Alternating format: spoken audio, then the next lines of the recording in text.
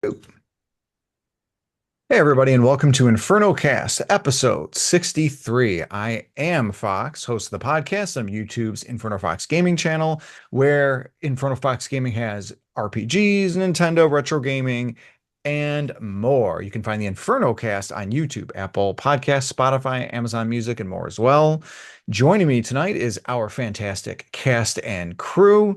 We have Jason the 13th of the YouTube channel, Jason the 13th, and supplier of tonight's topic. Jason, thank you so much for joining us. Not a problem. It'll be interesting to see what everyone picks today. It really will be. And speaking of interesting, we have Hillbilly Hardicus. He is a good friend and resident hill slut. Hardicus, thank you so much for joining us. Hello, thanks for having me again. And we also have Astrimedes, developer and co-owner of Second Place Games. Welcome and welcome back, Astrimedes.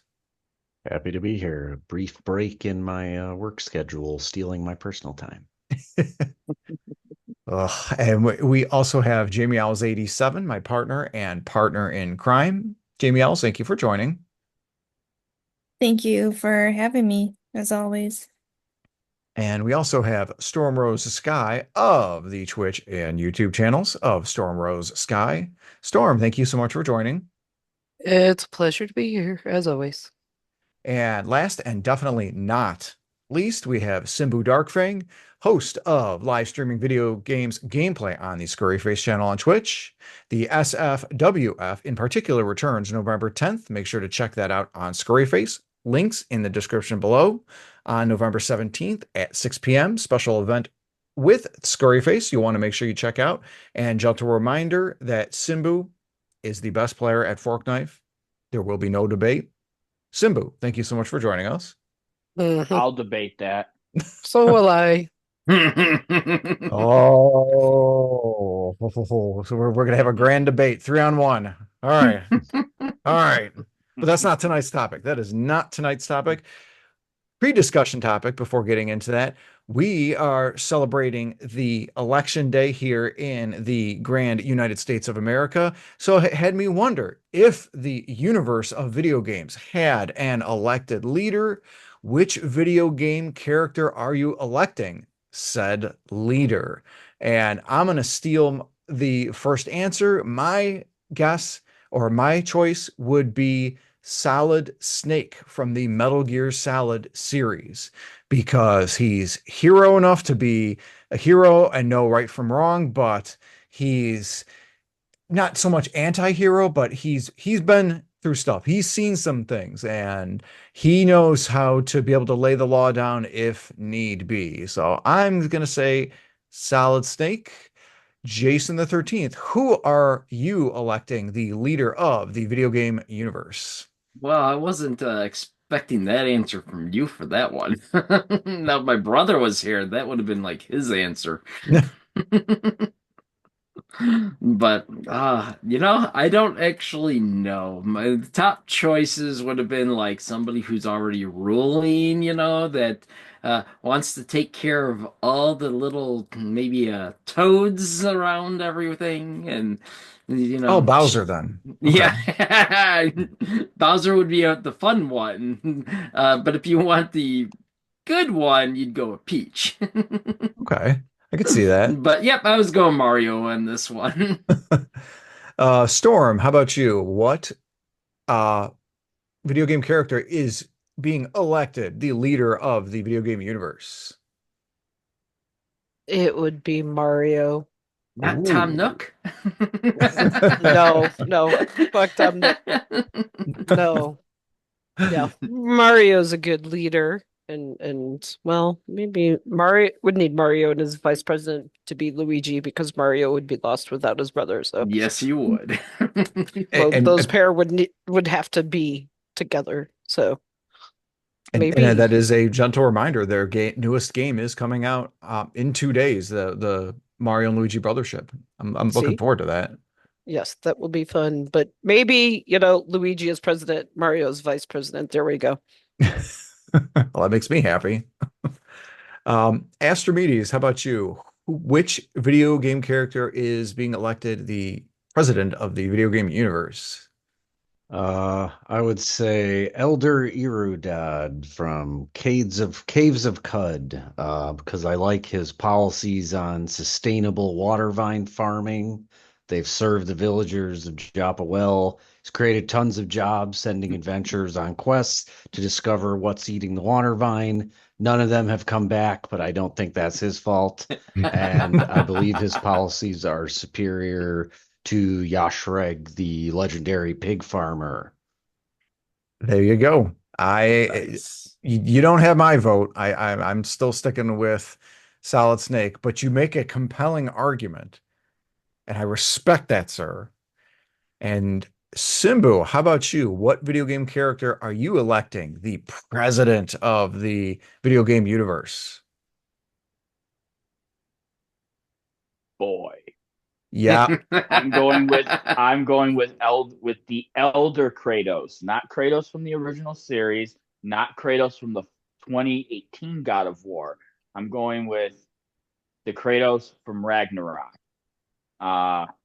As you have seen towards the end of the 2018 God of War, he, even during the 2018 game, he sort of has toned down. He's become more about family. You see that growth in somebody, and that's what you want to see in any sort of leader. You want to see growth. You want to see, learning from mistakes and stuff like that. And yeah, I identify very well with Kratos because as a father myself, I've made plenty of mistakes. I've learned from them, and I've grown exponentially. So, just that whole, the learning ability. But much like Solid Snake, Kratos can pick up a weapon or two and put down the hammer if necessary. That was going to be my other choice. Yeah, that's a good pick. So good pick. Yeah, very, very good pick. If I wouldn't say Solid Snake, I would probably say boy. Definitely a good one. Hardicus, if you had to elect a leader for the video game universe from the video game universe, who would it be? This was a close call. I mean, you've got the pure heartedness of Echo the Dolphin, or you've got just the adventurous spirit of Earthworm Jim. But I had to go with. It was a real close race actually between Ratchet and Clank, but my winner was Nathan Drake in the end. Really? I see him as being a chaotic good type character. I mean, yeah, obviously he's has a little shady past, but who doesn't, But overall, I thought Nathan Drake was a good-hearted character, and like some of you said, is not afraid to get his hands dirty and drop the hammer if he has to. Nice. That's a And good he's one also too. very knowledgeable, very Yes. very adept at research and things of that nature. Very true. That makes for a compelling choice. Jamie Owls, how about you? Who is going to be the president of the video game universe? I had to think about this one because I wasn't sure. And surprise, it's not Lara Croft, but I'm leaning towards Aloy from Horizon Zero Dawn. Hmm. I think she's um smart. She's a warrior in my opinion, and it looks like she believes in science because she's in kind of like a apocalyptic world that's more full of robots and all this technology stuff. So I think she would be a cool leader in the video game world. Yeah, That's a good one. I definitely. almost picked that one too. Hmm. And like we've said before, she's got a past. She's been through stuff. Yeah. I agree with Hardy because I think Nathan Drake is another good choice too. Nice, very good. So no real solid consensus on stuff, although we had some close picks. Very close picks here. But moving on to the main topic, we're going to be talking about gimmicks. And no, not the old style NES game Gimmick or its recently released sequel, Gimmick 2. We're talking about hardware and software gimmicks in video games. And not, and like I said, this could include stuff like the NES Power Glove or the Ring Fit Adventure Steering Wheel. We're not going to be talking about like software cheats, like cheats in software or physical mods for hardware. So like stuff like the Konami code in Contra and other games, and like modding a 3DS to capture game footage, or even You mean forcing Doom to play on no? stuff like smart fridges or Nintendo's Alarmo. That's You mean cool. you mean I Those are off can't the bring table. up my action replay to get every legendary in my Pokemon games? I'm gonna probably say no, but like if that was one of the three picked, we'll allow it, I No, guess. it I guess. wasn't one of my picks. Um, each of us are in the Inferno cast here are going to go over their favorite gimmicks, each providing one. We'll go around the table, and of course go through three total. And we're going to do this by determining the numerological value of each person's real name, first and last, and go from highest value to lowest.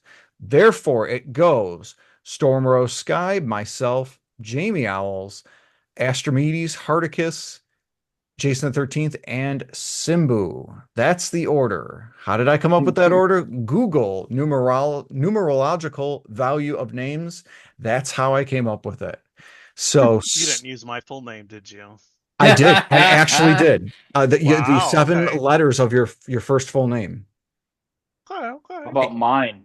Is Six mine full letters for 7? your first full name, and seven letters for Astrimedes' first full name.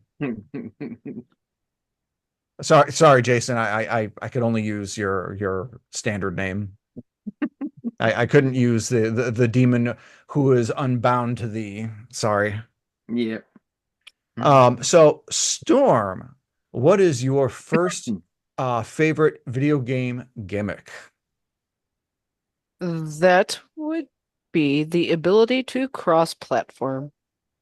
Cross-platform is something newer, maybe in the last 10, 20 years. Maybe in the last 10, 15 years. But the idea to be able to join a game on my PlayStation or Switch with anyone else who has a PlayStation or Switch, and it's not all games, so it's a very, ni still niche little thing.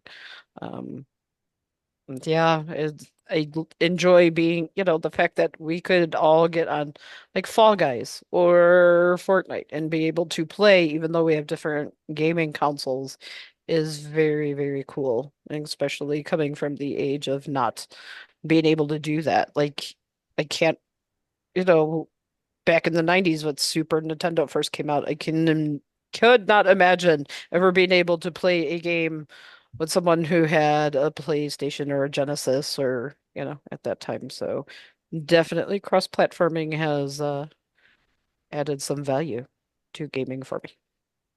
Yeah, absolutely. And I know out of all the systems, I think it was Sony that was the one, the last holdout back in the mid-teens, last decade. But they finally succumbed, and the cross-platforming is finally a thing, which is like you said, it's definitely a great thing to be able to do. Although it's not fun when you are a console player and you run into PC players with their mouse and keyboard or bots or whatever else that they're doing. So And all the code and all the CRUD scripts they have running. So yeah, there's a difference, and you know immediately who has PC and who doesn't. And console players don't get any respect for some of the things they do in games and can be really good at it without cheating. So, that's a whole different topic for a different day. yes, and that definitely will be something that we'll touch upon at some point. At some Is there point. a PC master race? That's That's something an AI would say. or a PC Just lover generating a topic name for that discussion. that would get the clicks. That would get the clicks. Well done, AI. Now for me, mine, my first one, I'll say the NES light gun. And I'm not a huge fan of the games that use the NES light gun. That includes stuff like Duck Hunt and Hogan's Alley. But it's still such a neat concept. It essentially turns the screen black and all shootable objects white for one frame, and then the zapper detects this change in lighting and confirms what was actually hit. And what's interesting is that it only works on CRT displays and can't operate on LCD or plasma TVs. Again, reiterating original NES light gun. It doesn't operate or operate the right way. I think there might be lag settings that you could play with. Digging into that, but the light gun and Rob really started Nintendo off on having like some sort of gimmick for every single one of its consoles that it released. I mean, like the one without gimmicks, maybe you could say is the Super Nintendo, although they tripled the amount of buttons on the controller. Maybe that's a gimmick, or the extendo tap thing and allowing 4 players at once for the Nintendo 64. Maybe that was the gimmick, or and so on and so forth. But it was really an interesting thing that the gimmick itself really was invented. Not invented. I see. No, that's kind of crappy. Nintendo loves its gimmicks and likes to employ them with all of its consoles. Burial. I'll stick with that. um, Jamie Owls, how about you? What is your first video game gimmick? For me, I was thinking for newer games, they should be able to allow players to switch screens from first person view to third person.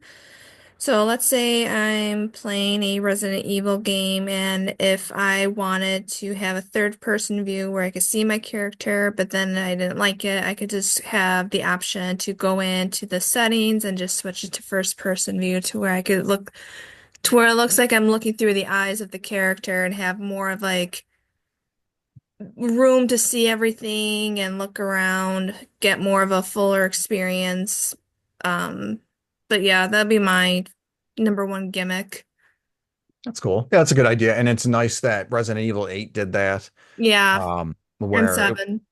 I don't think 7 did that. Mm, I think you're right. Excuse me.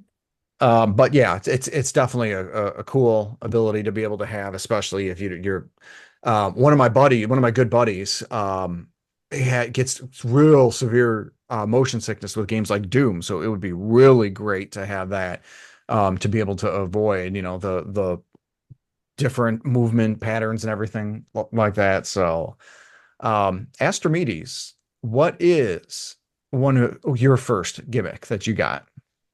So, following up to my making the case for the election of Elder Irudad, I'll say procedural level and randomized content generation. Oh, that's cool. So games like roguelike games basically really sort of made this a thing. This has been happening forever, and this is one of those things that sort of seems kind of like the discussion around AI, but really isn't, because this is, sort of handcrafted content, handcrafted sort of rules set up for how something should work that the dev sets up in the game.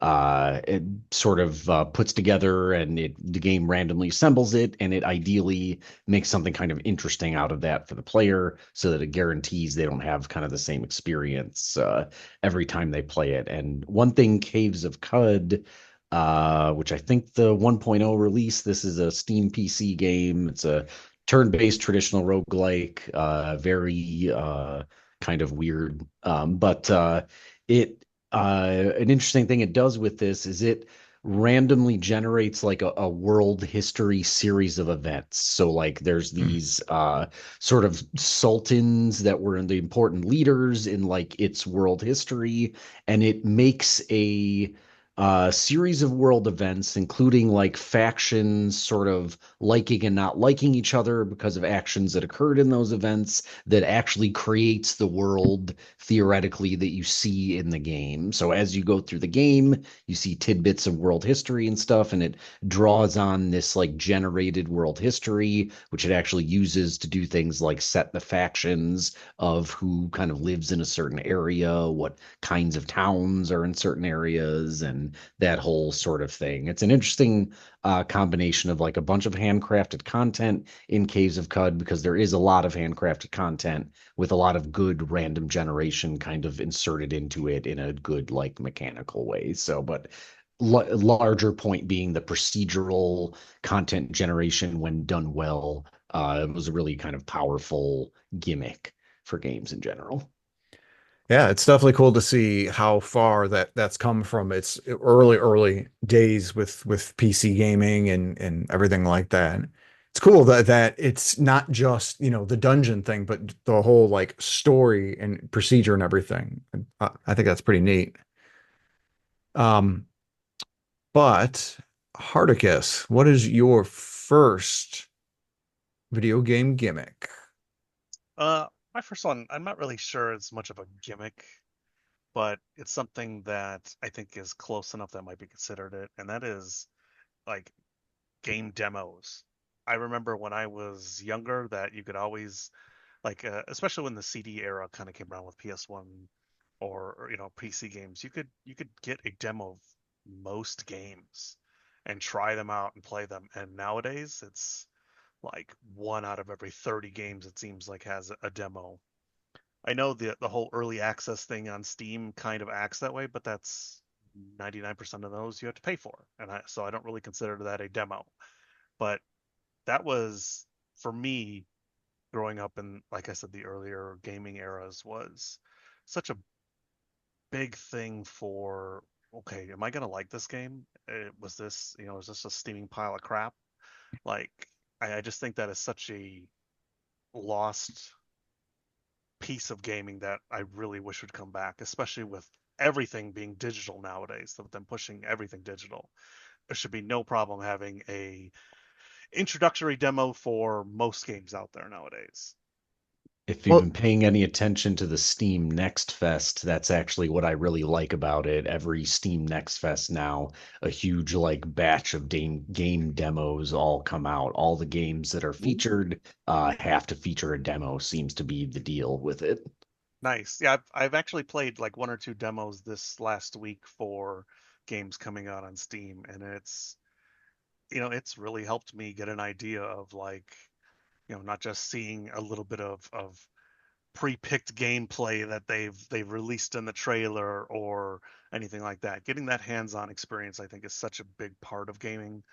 That's they can't spoon feed you something like, I don't want to pick on it right now, but like Anthem, like, oh, look at all these flashy colors and everything like that, and then you actually get into the game and find out it's like, okay. So yeah, game demos for me is Well, a big thing that I think it needs to come back more. I was going to say, if you're a fan of JRPGs, then you're in luck, because most of the JRPGs these days have game demos, and not only that, but game demos that allow you to save your progress, so that if you decide you want to buy the game, you continue where you left off. And it started with stuff like Octopath Traveler that released back in 2017, but this year alone, you got stuff like Fantasia, no, no, what is it? Metaphor Fantasio, Yep. Ease 10 Nordics, I and actually have the other. Metaphor demo waiting for me. It's I just downloaded it the other day on a friend's suggestion, Then so then it's on my list. be prepared to spend like 10 hours on that demo alone. It is seriously long. I'm not kidding. The game is Yeah, uh, I've heard that. it, That's awesome. it's like an 80 to 100-hour game, and the demo is just, it's massive. So you get your Nice. money's worth. All right. Yeah, Well, well, when I I was actually talking to my friend when I was uh went to go look for the demo, and I was like, it's like a 90 gigabyte demo, and I was just like, oh my God, what? It's a Yep. demo. because you have to download the full game. Yeah, so That's why. I'm excited to try that one though. Yeah, it's definitely going to be, if you're a fan of the Persona and Shin Megami Tensei type of gameplay, it leans a little more towards the former, but without all the high You got me school into Persona shenanigans. 5. The what? You're the one that got me into Persona 5. So if you like that but don't like the high Oh, I school did. stuff, apparently Loved you'll like Persona 5. Metaphor. Okay, cool. But Hillbilly, I want to say before we move on real quick, Yeah. in order for there to be actual demos of games, that requires game gaming dev companies to actually put out finished product. That can be a whole nother podcast right there. Yes, it can But I'm be. just saying that long gone are the days No, you're of not the wrong, though. Xbox demo disc, and because they actually had, finished product to show you and let you play. Mm-hmm. Yeah, I miss stuff like that. Jason, what is your first gimmick? Oh, my first gimmick is gonna go back to what made me think about this topic in the first place. Back to the old PlayStation era, even though I did look it up, and the Monster Rancher series just brought out an actual new game just a couple of years ago, which I didn't even know about it. But the gimmick is from their first 4 games. You are able to, while you were playing the game, because it is kind of like a Pokemon, Digimon kind of game where you get a bunch of random monsters and stuff. So the first few games, as you were playing, you went to a certain spot in the game and you were able to open up the PlayStation, take out the game disc, put in any readable CD, and it would generate random monsters off of your discs. So I don't know exactly how it all worked. I've never really looked into it, but somehow each disc generated different ones, and I know there were certain discs out there that would give you special monsters. Like the only special monster I got was using a Christmas CD. So if you had any like Christmas CDs, it gave you like a Christmas themed monster here with it. And I know there were other ones, but none that I like ever had special like that. Otherwise, it was I just remember going and grabbing like all my brother's CDs, anything that I could find, and just sitting there and swapping out the discs to get all these different monsters. Yeah, that was a really interesting gimmick. I had actually picked that one too. There were a few special CDs. I remember the REM album called Monster gave you a Nice. really powerful certain kind of dragon or something. Like a really powerful monster came out of that one. There was Yeah. a Princess Diana Memorial album that gave you some like angel Huh. monster that also seemed like an intentional thing they set up. But yeah, in terms of how they did it, I mean, I don't know the details, but I mean, like, ultimately what they're doing there is basically just they're kind of just reading all the CD stuff in and then just coming up with some algorithm to like multiply that out into monster stats, and then just finding special cases where they say, oh, wouldn't it be neat if when it found this particular set of data on the CD it used this monster or whatever. So it was a really neat gimmick though, and especially because at that time, PlayStation 1, that was like early kind of CD era and everything. So it was Yep. very like exciting that it was like all these CDs you were kind of playing with. And like you said, I'm sure a ton of people were getting piles of CDs that, Yeah. everyone in the house, all the CDs everyone had, just run them all through for the best Mhm. monsters. Yeah, that was And a I neat was I was talking to Inferno before the podcast. So like, could you imagine something on the Switch doing that now, to where you boot up the game and then you are able to pop out your Switch game and then put in any Switch game to get a new monster or something? It'd be cool. Well, they could actually do that with the Switch. Now that now that everything has like microphones on it, they could run a Shazam style program in the game itself, to where when you could hit, if it for those of you who don't know what Shazam is, Shazam back in the day was what we would use on our phones to find out what a song was called. We'd boot it up on our phone and we'd it would Yep. listen to the song for like 10 seconds and tell us what it was. Yep, tell you what the song was. Yep. So they could do something similar like that with the Switch or any of the PlayStation, or any sort of control, anything that has a microphone on it. Mhm. They could have some kind of a program that runs that. Another thing they could do is it could just be, plug any USB device in and it Ooh. will generate a monster or a character based on this. Yeah. Like when it doesn't matter to the user, like what the actual result is, like the devs could just make something up and use literally anything as the input to generate any of these things. It's a clever technique. It's not actually something that is like an advanced technology or anything or Oh no, I see. special I hardware remember it back from requirements. PlayStation Yeah. days. Nobody, as far as I know, there's nothing currently using that kind of stuff. Yeah, no, I know. I'm just saying it's Hey, we're kind of the what ifs of today. And I was Mhm. also talking to Jason before how the Sega Genesis had that with the Sonic and Knuckles cartridge, where you could plug in any Sega Genesis game to Sonic and Knuckles and play some specific level of Blue Sphere, the bonus game from Sonic 3. So Oh, I didn't know that was a thing with Sonic and Knuckles. That's yep. interesting. You plug in Hardicus's favorite game, Echo the Dolphin, into Sonic and Knuckles, and you play a specific Blue Sphere game. Nothing regarding dolphins, but I mean Blue Sphere, so that they are. Simbu, what is your first gimmick? Well, let's go with the gyroscope. Now, the gyroscope, in its early sort of infancy, was used in, like just random standard motion control. So like the Wii, you could figure like the Wii kind of thing like that. The Wii kind of was with its motion control was kind of a bit of a catalyst to that. As far as I'm aware, I could be wrong. Vox may be trying to give me the actual historical facts on that one, but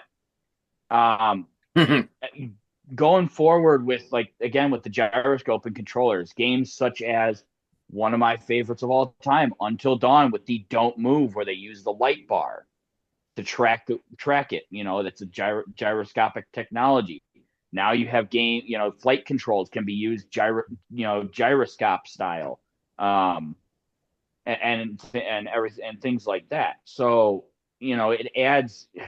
Heck, you can even aim now in games using a gyroscope.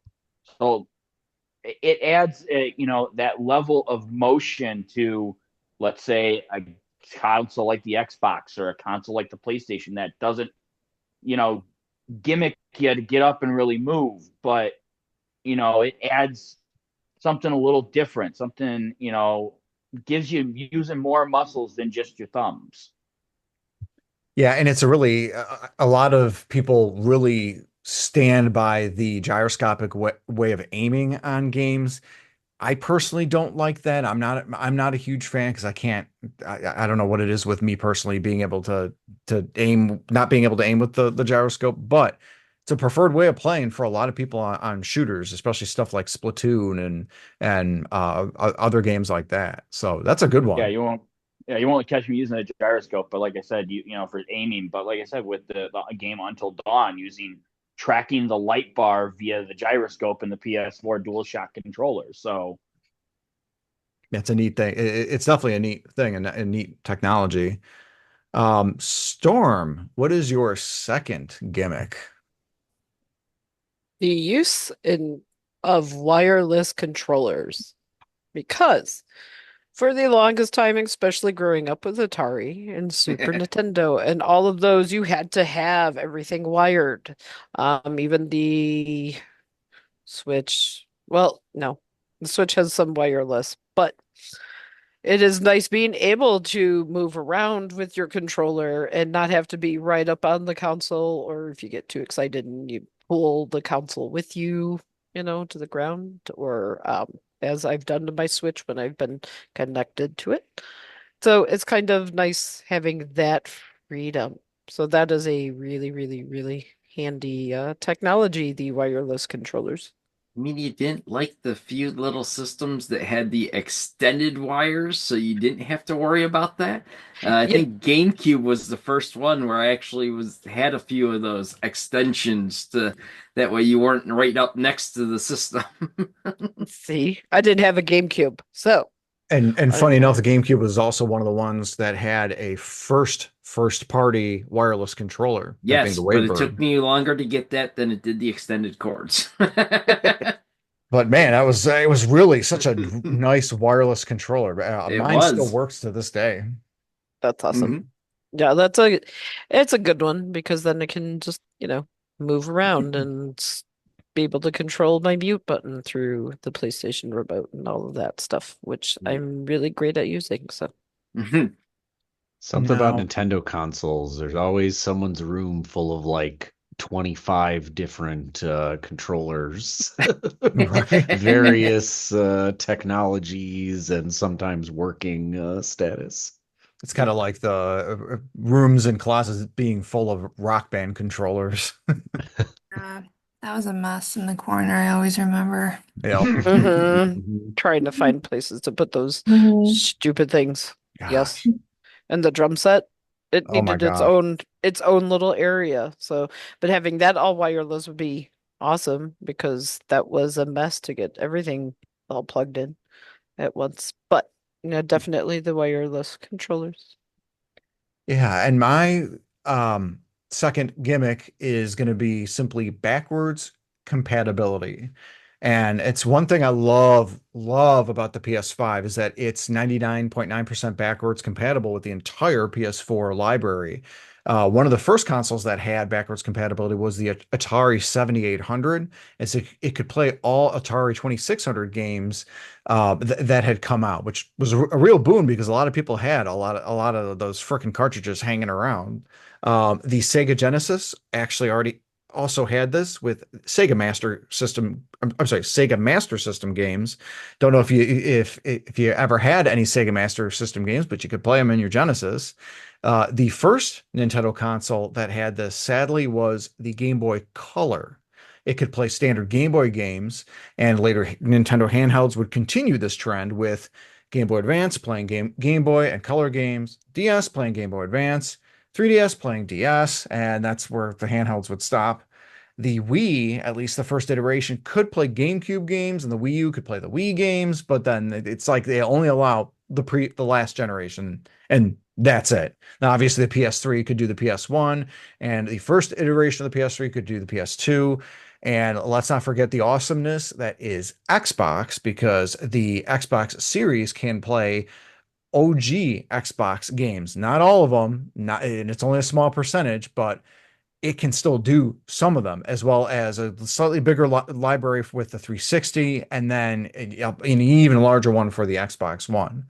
What was interesting is apparently Nintendo looked into the Super Nintendo playing NES games when they were developing it, but decided not to, as it would have added an additional $80 to the overall ESRB count at time of launch. So, a really interesting thing. Just love the idea of backwards compatibility because it helps to expand overall libraries, kind of gives a reason to get these new consoles. But yeah, that's one of my favorites. Um, Jamie Owls, what is your second video game gimmick? For my second option, I thought if a battle system in a game, let's say even if you have the game set to easy mode and you still can't fight a boss or beat a boss, that after so many tries that there'll be an option for either to allow the player to have an option to skip the battle or have it to where it just makes it easier to let the player beat the boss. I know there are some battles that I played on easy mode on certain games that I still cannot fight the boss or beat it, and it just gets frustrating because in order to move forward with the story, I have to beat that level or that boss, and it just causes frustration. So I just wish like maybe games can have the option to kind of skip it for people. Let's say it's just like so many tries and it's just, they give up playing. I've done that with Crash Bandicoot a few times. It was a And, pain in the ass. and Nintendo games are great about doing that, like especially Mario ones, like Hmm. Super Mario to 3D World. If you die a number of times, it'll give you the invincibility leaf. Yeah. The game I'm playing right now, East 10 Nordics, not I mean it's not a hard game, but like there are a couple little challenges. The bane of my existence on video games, my version of water levels is anything with stealth. and especially Mhm. games that don't normally have stealth, having stealth. And it's one of the reasons why Legend of Zelda Wind Waker is a bottom tier Zelda game. Yeah, I said it. Comment in the comment section below your thoughts about Zelda Wind Waker and whether or not I'm wrong about that. But the game starting off with a forced stealth mode was terrible, and it nearly made me quit the game. Again, Wind Waker, bottom tier game because of the stealth mode. And nice thing with Ease 10 Nordics is that, again, forced stealth mode really pissed me off. Thankfully, after 2 or 3 tries, it says, "Do you want to skip this and just move on?" I'm like, dear God, yes. And I immediately skip that because I cannot frickin' if there's a gimmick that I don't like in games, it's stealth. And I still want Solid Snake to be president because that way he does the stealth for me. My weakness is his strength. So let's see about Mr. Astrimedes. What is your second gimmick? I'll pivot from my original Monster Rancher one here and I'm say still that shocked anyone else thought of that one. yeah. So instead, I'll go with sort of a general thing. Like, we'll maybe say it's a gimmick because in the beginning, some of these games started feeling gimmicky, but basically, the widespread use of 3D graphics chips to handle graphics processing, where we're starting to see 3D used everywhere. This kind of standardized the approach. It made it so you could kind of upgrade. Kind of in the 90s, you started seeing these dedicated graphics cards. This is also, not coincidentally, because all this technology was kind of coming up at the time. This is when you saw a slew of in 3D games coming out. You'd take something old and you'd put it in 3D, whether it belonged there or not. Um, and it is sort of like become the norm. But it's pretty interesting advancement because it basically just said like, oh yeah, let's take all this really intense graphic processing stuff and almost make a little baby computer and just do it in there. And even in the consoles and stuff now, normally what's going on is probably one of these well-known same graphics chip manufacturers that are making the hardware for PCs. They're probably making a custom version of one of their chips for kind of each of the consoles, tends to be what you see. So you'll probably see the names, NVIDIA are often players in there. Used to be more players, it feels like, in that space, especially in the early days of those graphics cards when I remember I was buying weird bootleg 3D graphics cards and then overclocking them from Micro Center. That's funny. What was your first choice again? Your first gimmick, Astrimedes? The first one was the use of procedural content, level and That's it. content generation in games. Yeah. Thank you. So I always like to make notes and record what everybody has. My mind was so attached on the 3D graphics processing games, especially going 3D when they had no right to, like something like Bubsy 3D.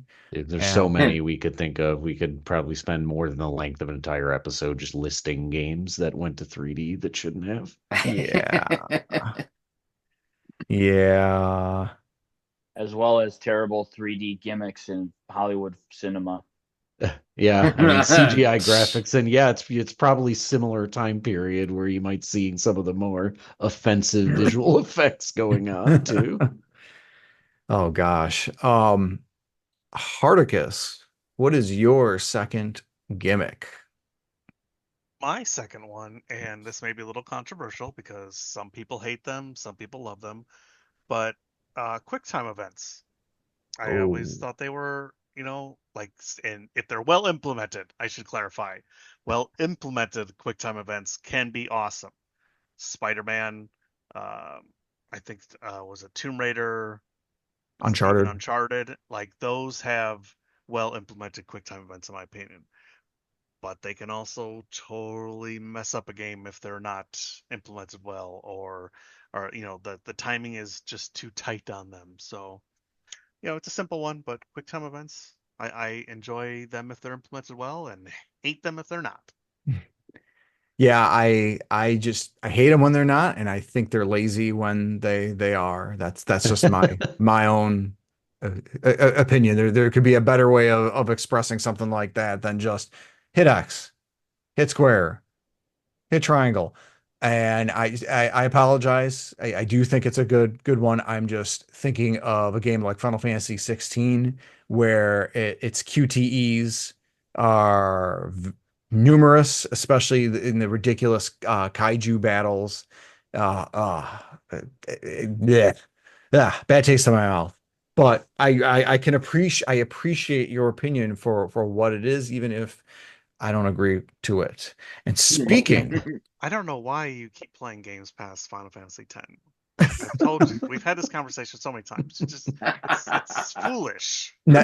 I never played 11. 12 was absolutely excellent. 13 was atrocious. 14 is a masterpiece. 15 is better than 10. And 16, besides the QTEs and the ridiculous kaiju-ness, was pretty okay. It was okay. Dumpster fires past 10. Again, we shall agree to disagree, good We'll sir. agree to disagree, but you're wrong. Speaking of being wrong, no, Jason, I'm wrong your already. second gimmick. Okay, so and I kind of know why they don't use this one, but this actually goes to along with a comment Simbu just made with my first one, using a microphone for stuff because the DS used your microphone for a few things. There were a couple of games that I had, Mario Kart and the Zelda game were the main two that I had that you had to literally blow into the mic to do stuff in the game. You had to talk through to it to do stuff. And I know there's other games. I was looking up, there's a bunch of actually other games that use the same stuff where you had to blow in the mic to do different things. I could totally see it being cut out and not used because being a handheld system and you're out and about in public trying to all of a sudden randomly blowing into your game system while you're playing your games and people looking at you like you're insane. But Well, it they already do was. that anyways. I knew that was going to come at some point. I mean, if you're dressed as Art the Clown and you're on the tube or you're on the subway, I mean, you're gonna kind of get lost. But again, as Simba was saying, it is actually a neat little trick that you could do with the microphone where you could actually talk into it to do stuff in the games or like that. You could blow into that mic and it would do things in the game. It would spin a pinwheel. It could blow the video game dust off of an object. If there's some just doing different things like that to where you can actually use it as an extra thing. And again, I could see it being used in new games too with the Switch and everything. And it's interesting that it's something that had been all the way back on the original NES, and not even the NES, Oh, the really? Famicom. And there's a sign of it in Legend of Zelda, the first one on the NES. The instruction manual says there's these big bunny-looking monsters in dungeons that have the big ears and the whiskers. They're called Pols voices. The instruction manual says Pols voices hates loud noises. Like, what the hell does that have to do with anything here in America? Well, in Japan, the Famicom version that had microphones, if you made like a loud noise in the microphone, it would clear all the Pols voices in the room. Otherwise, it would take several sword strikes to kill them. That's why in the American version, it takes one arrow to kill these enemies, because that was a manually added weakness to make up for the missing that I actual missing implement. something. See, I'm learning a bunch of new things today. So let's ask Mr. Simbu. Simbu, your second gimmick. So I could cop out with a software gimmick and go, oh, swapping the controller in Metal Gear Solid to fight Psycho Mantis. Hey, that was a pretty cool idea for them to do. It was a cool idea. It was fun. But the one I want to go with, I remember doing it as a kid, was back in the days of Pokemon Yellow. Cool. And of course, I'm talking about the real world launch events where you had to take your cartridge, go to the event, plug it into their, server machine they had to get the Pokemon. That's cool. I like that. That adds that whole real, that makes it a real thing, and it kind of makes me think of stuff like midnight launches and the little Uh-huh. kiosks that they had to demo Yes. games like Super Nintendo and stuff. They still have them, but Right. it's not as numerous as it was back when we The were kids. See, the only problem with what Simbu's saying is I remember these. They were very few and far in between when they first had them. And then it turned into going to GameStop to get your code or having to bring your game to GameStop to get the Pokemon, which made it a lot more available to people to where, hey, guess what? I have to travel 5 states away or across country to try and get a Mew. Like, It's so Pokemon Go before that was a thing. it was that it Right. was. But at the same time, it was always fun because when you went, like I remember going to the Mew event at the Fox Valley Mall, Mm-hmm. and everyone had their games. So guess what? That was wireless network trading before wireless trading was a thing because Oh yeah. everybody had their trade cables. We all had our trade cables with us. We all had our games with us. So we're sitting in line for hours talking to each other and going, you've got red. All right, well, you've got blue. I need this Pokemon. Well, I need this one. So you start trading with each other. Mm-hmm. Yep. Nice. Before I move on to the last round of our events, Simbu, while I still got you talking, got you everything. Again, special shout out to Simbu and his Scurry Face events that he's got planned for this month, November. We are in the grand month of November. That is the return of the SFWF. I did mention it at the beginning of the cast. Simbu, anything else that you'd like to add regarding the return of the SFWF? No, just November 10th is SF Homecoming. All titles are on the line in a 7-match extravaganza, custom arena and everything like that. And then, of course, 1 week later, November 17th, Galaxies Collide as the stars of the indie promotion up here by us in Joliet, Rocket Pro Wrestling, otherwise known as RPW, invade the FSP arena and takes on the icons of Scurryface. Nice. Yeah, that's definitely going to be a really fun time. These are really great broadcasts. Simbu brings the kind of energy he has here and amplifies it by 1,000 to be able to announce these matches. It's again a lot of fun. Recommend it. And the link for Scurryface is in the description below. But let's move on to our last round of gimmicks, and we're going to have Storm go ahead and lead us off with her last gimmick choice. The last one I have is the Connect for the Xbox 360. We absolutely loved the Connect.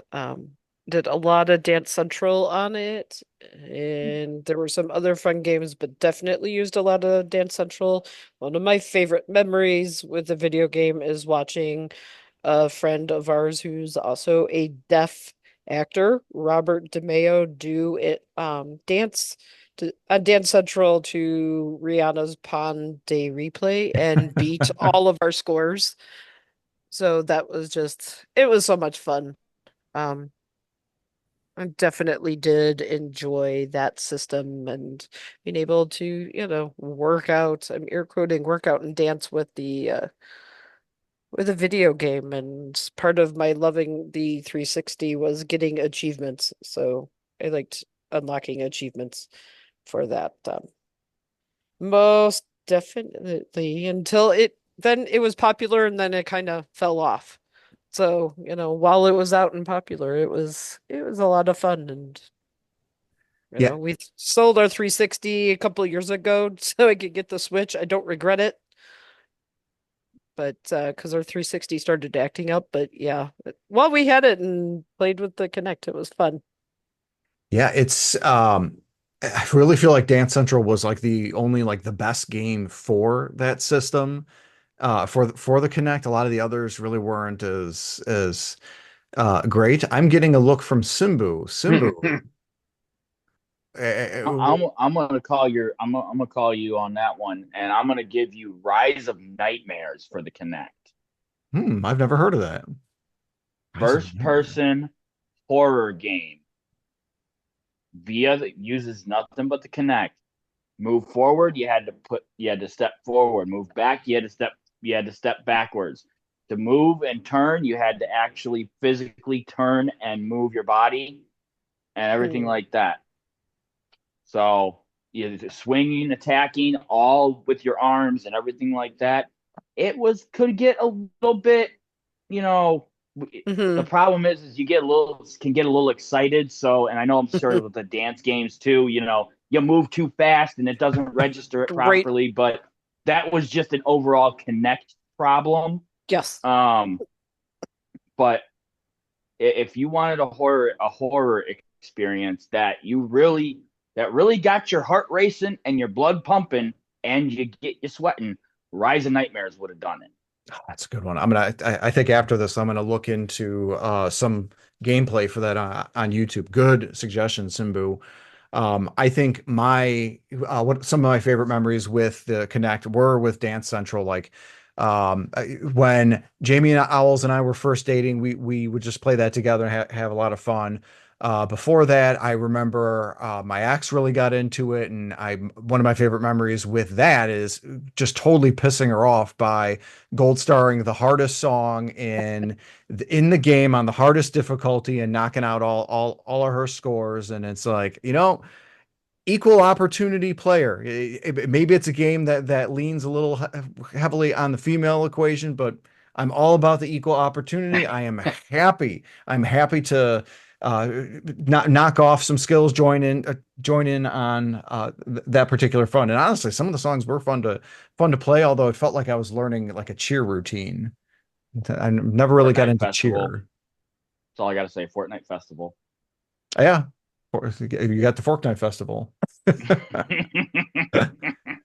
Um, I will go with my last gimmick. Last gimmick for tonight is going to be, and it's funny because and I were having our Final Fantasy conversation. He said last good one was at 10, and now I'm going to mention one of my gimmicks related to that.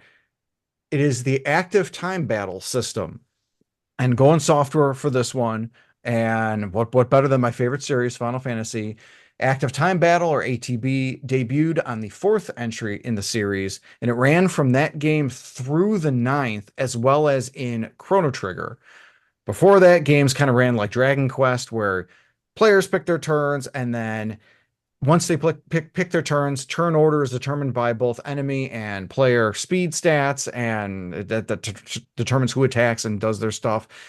ATB system allowed near live play of both enemy and player actions and gave battles a more action-packed feel while also allowing the player to control all the party members.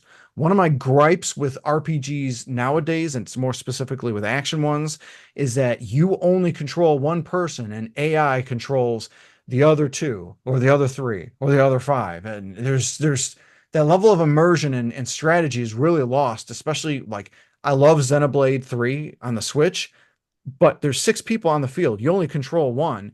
And so you're really only controlling 16% of the battle. And that feeling of control and immersion is lost. I feel it's like, thank goodness that a great story. And that's where I do agree with the Hardicus in that some of the best Final Fantasy is in the single digit entries of the main line, and you got the ATB system as part to thank for that. So, Astrimedes, what is your last gimmick? So I saved the weirdest one for last. So there was a PS2 game called Res that was released with a special hardware accessory called the Trance Vibrator. Res is a musical shooter game.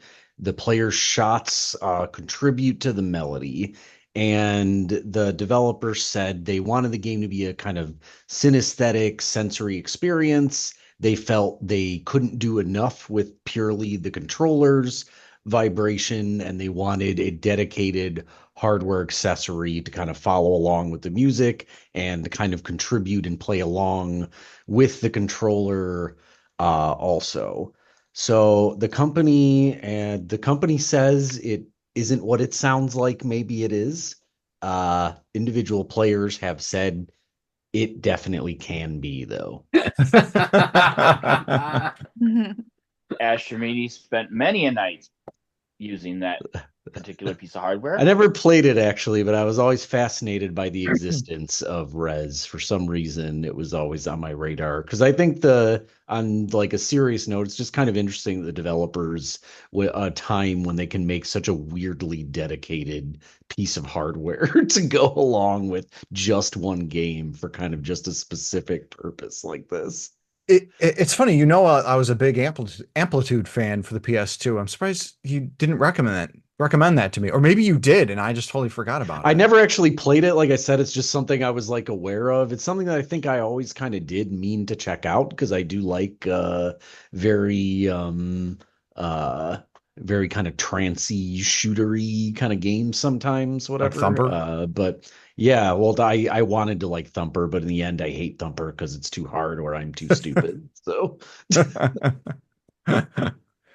No, that's a good one. That's another one I want to look into. I want to look into Rise of Nightmares and now Res, not to be confused with Fez. That's a whole different game. there's a well-known female gamers blog entry about her experience with the game.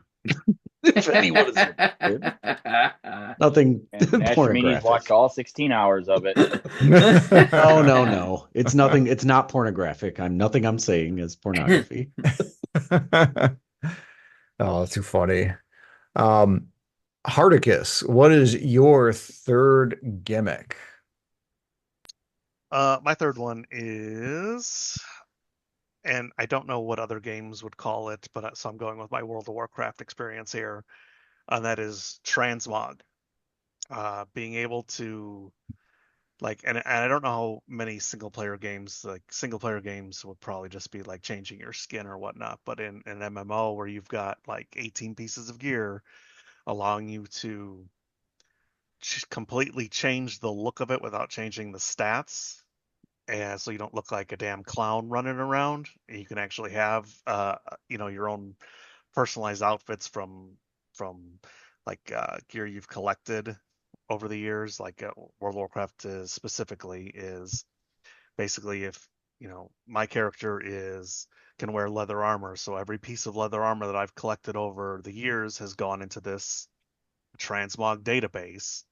So when I go into like the the the item or vendor who will do the transmogging, I can change my brand new shoulders that look like something stupid to something that I've really loved, having over the years, the look I want. And you can mix and match and make your character look, if you want to follow a color scheme or something like that.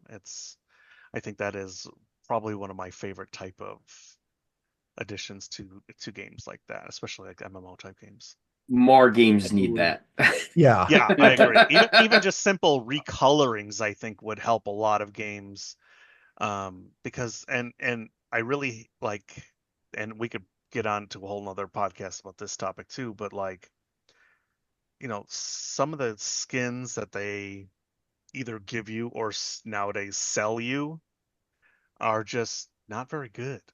Like, Mhm. so, like, I don't want to, or, you do get a good one and here's $20. You have to pay $20 for this really super awesome looking skin. And it's like, I don't know about the rest of you or any of the listeners, but I just refuse to give into microtransactions. I don't do that kind of stuff. That's a good policy. Yeah, It I is think so. very much. I remember loved when Guild Wars transmog. 2. Sorry, go ahead. No, I loved in Diablo 3 when they introduced the transmog to the game. Refined it with Diablo 4. It looks a lot easier to use in D4, but I also love the the quote unquote transmog like ability in the Assassin's Creed games, where you could change different parts of your outfit, that like just changing the colors. But I still enjoyed that. Yeah, I remember the first Guild Wars had kind of, I liked that the dye was a thing. It was like everyone paid for dye. Like I feel like that was kind of a new thing at the time then, at least maybe. But yeah, especially in MMOs where it's like everyone's seeing you, it makes a lot of sense to have control, that kind of control over what you look like. Yeah, and and just be able to like show your creativity and everything like that. Yeah. It's just, I really wish games like WoW would have a dye system as well. Like there are like tier sets that, you know, sometimes they do have recolorings you know, over the years, but like if I would able to have, you know, my specific color scheme for a set of gear, I think that would be so cool. yeah, and my time with Final Fantasy 14, same way, able to color and use whatever like dyes and everything to with set outfits, so you can equip whatever you want, but then still use the image of the outfits and everything that you prefer. That might tread on Jamie Owl's third gimmick, whom I realized should have gone after me, and I missed her not once but Whoops. twice. So I apologize, Jamie Owls. What is your third gimmick? Uh, Mine falls under it's kind of similar to Hillbilly Hardicus. My third option would be to allow players to select different outfits for their characters. I know there are some games where when you beat the game that gives you additional items to use for the next time you play, or you have to like unlock a certain level to get certain skins or outfits for your character. I just think that they should just have it automatically, kind of like The Sims, where you just dress up your sim in different outfits.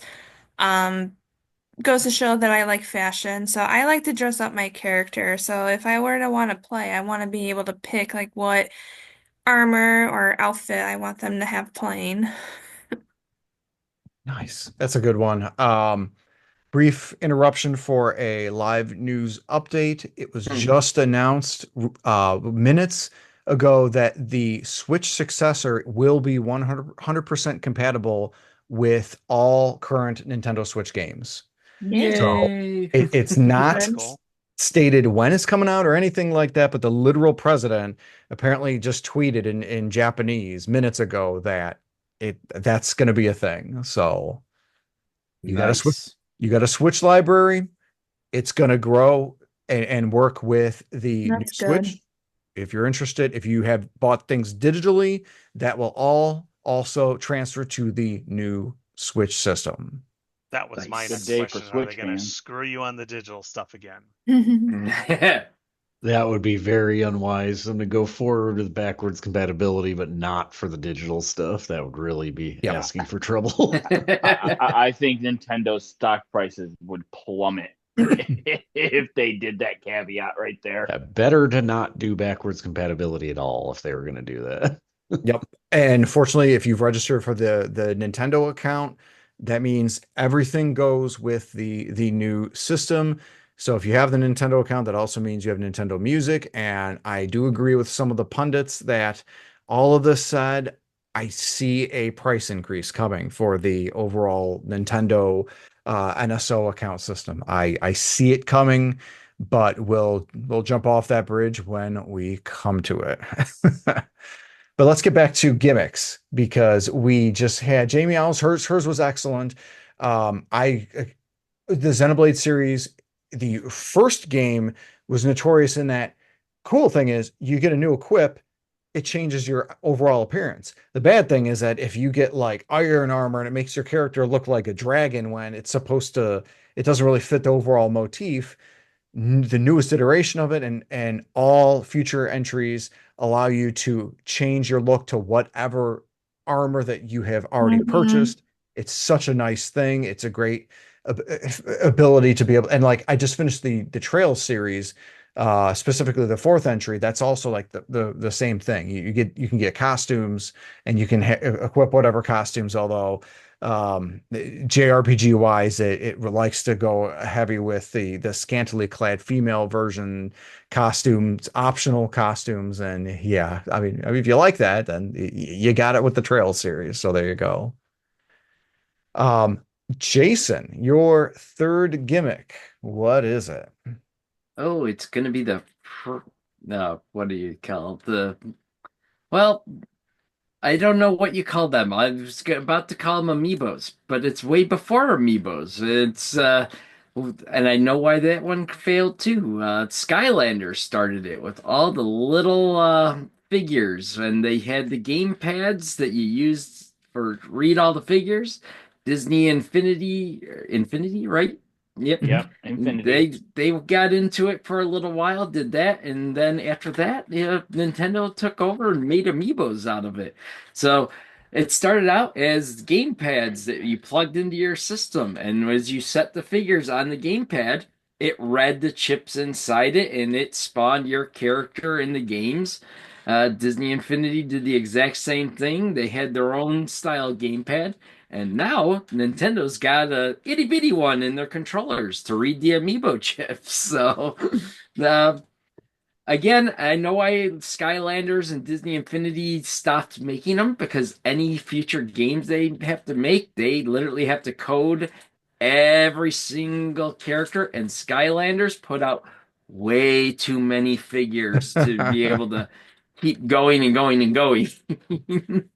So it See, does get. now I was going to say the biggest downfall for Disney Infinity was the fact that if I'm playing in Toy Story World, I can only play the Toy Story characters there. I couldn't use Yes. sticks. Yeah, The non, like, so Jack Skellington and whatnot, you could not use them outside of the toy box. right. So you couldn't, but that's one thing Skylanders did right, was you could take the Skylanders into any level and Yep. play them in any level. But that's As to all where Disney Infinity was limited to the universe Yeah. for the toy box. because they didn't want to code in every single character for, say, the Pirates of the Caribbean part of the game. And but so I see the limitations that they could get into trouble as they keep making games for them. But it was very clever towards selling for kids that they want to collect all the figures and be able to use the games and stuff. So it'll be interesting if Amiibos ever do something bigger than just the little codes that they do use, or if anyone else, any other company, ever tries to do something like a Skylanders or Disney Infinity type game again. Yeah, and it's almost like that augmented reality, obviously not virtual reality type of a set, but like more augmented reality where because the figures come to life, and I remember that being such a big thing, and it was a really cool idea. I just felt like, just like the music genre games, and it just, there was oversaturation, like you Yep. said, the Disney, the Skylanders, Nintendo. I swear there was a fourth one. I can't think of it. Oh, Um, Legos. Legos did it. That's it. This. Oh my God, what's the name of it? Worlds. Was it just Worlds. Worlds? I thought it was like Dimensions or something like that, but I Oh, wasn't yeah. 100% sure. No, Lego Dimensions. That's right. Oh, And it then is Lego okay. World. It is this Dimensions, but yeah, Lego. They were doing it too. So and like I feel like Nintendo probably had a nice hand in killing it with their oversaturation of the Animal Crossing characters, because they released their awful game, Animal Crossing Amiibo Festival, where imagine taking Mario Party, where instead of Mario characters, it's Animal Crossing characters, and instead of mini games, there's nothing. That's Animal Crossing Amiibo Festival. The only way you can move on the board is scanning different amiibo. And I remember for like years after that game released, stores like Toys R Us, RIP, Best Buy, Walmart, constantly having like Animal Crossing amiibo on sale for like $5 because they're just trying to liquidate their inventory. Yep, Skylanders got that away to where all of a sudden they'd have sales where you get like 4 characters for like the $5, and because there was just so many of them that they just had way too many. I see, and I think that Disney, I'm not, I've been on record not being a fan of the Disney company. They did Disney Infinity so well. The figures were really well done. The game was Yep. really well done. The series itself was really good. And the idea of Disney Infinity and crossing all these universes and everything like that, to me, if I was a huge Disney fan, would be so appealing. It almost caught me to me personally being like, okay, well, I like Aladdin characters. I would want to get Genie and Aladdin. Like Yeah. that's probably I've that's my favorite Disney movie. That would be the only ones I'd want to get Disney Infinity of. I've got plenty of Skylanders and Disney Infinity characters. So like you would have, Same here. but it was just such a surprise. Disney, I felt like Disney was reading the writing on the wall, and they just ended it abruptly. And Yeah. that's what I was thinking was with that. But Simbu, you are going to conclude us tonight, my friend, with your final gimmick. So before I give my final gimmick, I want to add a rider to Jason's gimmick, and that was the biggest problem with Disney Infinity was the fact that all the world crystals were not forwards compatible. The new games were not backwards compatible with those world crystals. Oh, that's so if right. I had Disney Infinity Infinity 2.0 and 2, 3.0. yes, you had to, if you had the crystals for 1.0, you had to play 1.0, but then you couldn't use the characters from 2 and 3.0 in 1.0. That's So right. that was one of the biggest, I believe that was probably one of the biggest downfalls of Disney Infinity, not to mention the ability to not be able to run around in Toy Story World as Stitch Yes. or Pirates of the Caribbean as Jack Skellington. I'm going to say that, like I said, maybe weird for people, but No, that's I'm that surprised. is- I'm those just like were- really. Yeah, those if are they would two of the have done, biggest downfalls for that game. yep, I could see it of lasting longer if they would have done that, fixed those kind of downfalls. Right. All right. So no secret, my friend, my brethren in Scurry Face, a lot of them are Xbox players, so I love dogging them when I get the chance. It's all fun and games, but I'm gonna dog the Xbox for this one. For my absolute all-time favorite gimmick, we're going to the original Xbox, and you can play movies for $30 more. And of course, I am talking about the media remote for the original Xbox that took up one of your controller slots to play. It could play DVD, but you can't play a DVD like you could on like the PS3, I believe, where you could use the actual PS3 controller Yep. to play the movies. No, you had to buy a $20 Remote. to $30 piece of hardware Yep. in order to play a DVD on the original Xbox. I mean, it's so funny and bad, especially the fact that the PS2 was already out for a year. It had the DVD player. You didn't need the remote. And yeah, the Xbox was the more powerful system, and I do think it ran DVDs better, but really you got to have the So, remote. speaking of that little Xbox fail, let's continue with the Xbox 360 since, PlayStation went to Blu-ray. What did 360 do? Oh, the separate port to play HD DVDs. So let's continue that Xbox trend there. I think that's a different thing though, because that was technically it is. that was part of a specific media race where it literally was Yes. between It Blu-ray was and different HD, formats. Yeah. Mhm. and it was just the Format thing wars. Blu-ray won it. Oh yeah. Well, here, let's go with if we want to go 360, how about the Red Ring of Death? It's a pretty cool gimmick. It's a pretty cool fail. But it was a gimmick that was only found on the 360. I see your Red Ring of Death, and I raise you the PS3 $600 for everything in the kitchen sink when it first released, and the PS3 PlayStation network hack that dropped the connectivity for like over 45 days. Hey, And I'm gonna dog on my favorite company, Nintendo, and just say the Wii. hey, just remember when the PS3 came out, that $600 was still cheaper than most Blu-ray players. I'm gonna Oh yes. contest Oh that. yes. What year? What year was this? It was like 2007, 2006. Because I remember Yeah. people trying to get the PlayStation 3 just for the Blu-ray player, not even for Yep. the video games. Yeah, I remember a lot of people wanting the PS3, and they're, oh, what games you play? I don't play any games. I want the Blu-ray player. Yep. Blu-rays were expensive in the beginning, I remember for sure. I never actually even owned a Blu-ray player. My See, first Blu. I'm going to call you out, Jason, because the first Blu-ray player was released in Samsung in 2006. It was the same year, and it was only $1,000. It was only $1,000. So come on. Seriously, June 2006, I think it was when it released, and it was $1,000. Come on.